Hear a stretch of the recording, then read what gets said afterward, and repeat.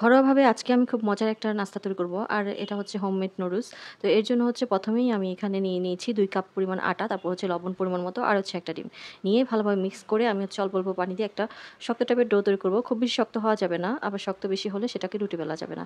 এ কারণে বেশি শক্তও না, আবার খুব বেশি নরমও না, এরকম টাইপের একটা ডো তৈরি করব। তো বাজার থেকে যতই নুডলস কিনে খান না কেন, ঘরের মধ্যে যে নুডলসটা তৈরি হয় সেটা কিন্তু অন্যরকম একটা স্বাদ পাওয়া যায় আর অন্যরকম একটা ফিলিংস হয়। নিজের হাতে বানানো যেকোনো খাবারই কিন্তু সবচেয়ে বেশি মজার।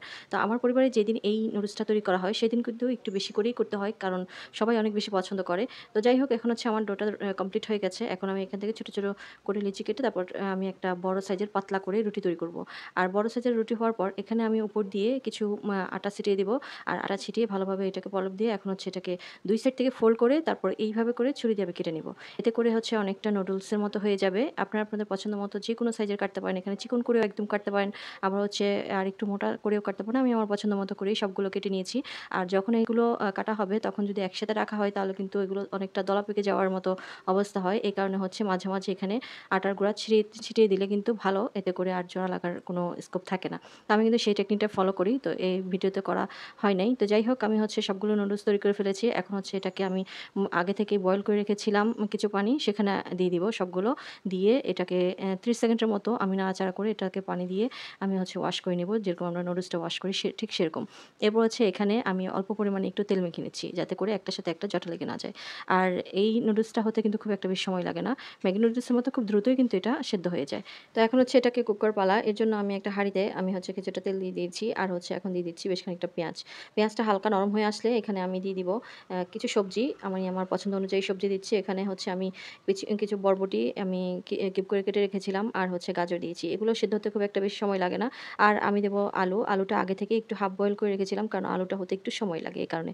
তো আমি হচ্ছে সবগুলো সবজি একসাথে মিক্স করে নিচ্ছি কিছুক্ষণ তেলের উপর। তারপর হচ্ছে আমি দিয়ে দিচ্ছি এখানে ফ্রোজেন করা কিছু টমেটো, আমি একদম কিউব করে কেটে রেখেছি। আর এগুলো এখন দিয়ে ভালোভাবে নাড়াচাড়া করে একটু আমি সেদ্ধ করে নেব। হালকা একটু সিদ্ধ হওয়ার পরে এখন আমি এখানে দিয়ে দিব লবণ, তারপর হচ্ছে হলুদ গুঁড়া আর হচ্ছে জিরা টালা গুঁড়া দিয়ে তারপর হচ্ছে ভালোভাবে এটাকে একটু কষিয়ে নেব। এতে করে সুন্দর একটা কালার আসবে হলুদ গুঁড়া দেওয়ার কারণে। তো আমি হচ্ছে সবগুলো একসাথে মিক্স করে কিছুক্ষণ আমি এটাকে একটু তেলের উপরে কষিয়ে নিচ্ছি। আর তেলের উপর কষানোর পর এখন হচ্ছে আমি দিয়ে দিব এখানে টমেটো সস আর হচ্ছে সয়া সস। এখানে পরিমাণ মতো সয়া সস আর হচ্ছে পরিমাণ মতো আমি এখানে টমেটো সস দিয়েছি। দিয়ে তারপর হচ্ছে এটাকে নাড়াচাড়া করে নিচ্ছি। ভালোভাবে নাড়াচাড়া করে এটাকে হচ্ছে আরও কিছুক্ষণ আমি এটাকে কষিয়ে নেব। এরপর হচ্ছে এখানে দিয়ে দিব ২ টা ডিম।